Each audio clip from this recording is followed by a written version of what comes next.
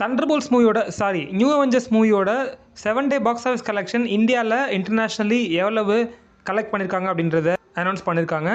So இந்தியாவில் பார்த்தீங்க அப்படின்னா டே 1 கரெக்டாக மே 1ஆம் தேதி ரிலீஸ் ஆச்சு. ஆக்சுவலாக மே 2 அன்னைக்கு தான் ரிலீஸ் பண்ணுறதா இருந்துச்சு. அன்எக்ஸ்பெக்டட்லி ஒரு நாளைக்கு முன்னாடியே ரிலீஸ் பண்ணிட்டாங்க. ஸோ ஃபஸ்ட் நாளே 3.85 crores இந்தியாவில் கலெக்ட் பண்ணியிருக்கு.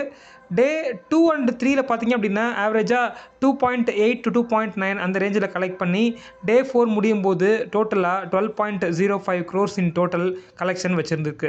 டே 5ல் கலெக்ஷன் கொஞ்சம் கம்மியாக இருக்குது. 1.92 crore தான் கலெக்ட் பண்ணியிருக்காங்க. டே 6ல் 1.99 crore கலெக்ட் பண்ணி கொஞ்சம் லைட்டாக இன்க்ரீஸ் ஆகிருக்கு. பட் டே 7 அதாவது நேற்று ரொம்பவே கலெக்ஷன் டிப் ஆகிருக்கு. 1.33 crore தான் கலெக்ட் பண்ணியிருக்காங்க.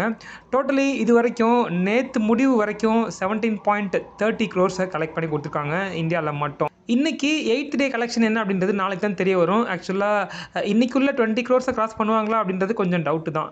ஸோ இன்டர்நேஷ்னலி பார்த்தீங்க அப்படின்னா இந்த மூவி இது வரைக்கும் $173 million கலெக்ட் பண்ணியிருக்கு. ஆக்சுவல் பட்ஜெட்டே $180 million தான்.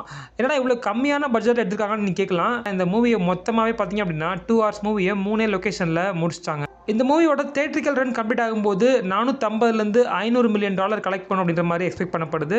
கண்டிப்பாக அது ஒரு பெரிய ப்ராஃபிட் தான் இந்த பட்ஜெட்டுக்கு. அது மட்டும் இல்லாமல் சோஃபார் 2025 ரிலீஸ் ஆன ஹாலிவுட் மூவிஸ்லேயே 8th ஹையஸ்ட் கிராசிங் ஃபிலிம் அப்படின்ற நேமை Thunderbolts movie new Avengers movie வாங்கி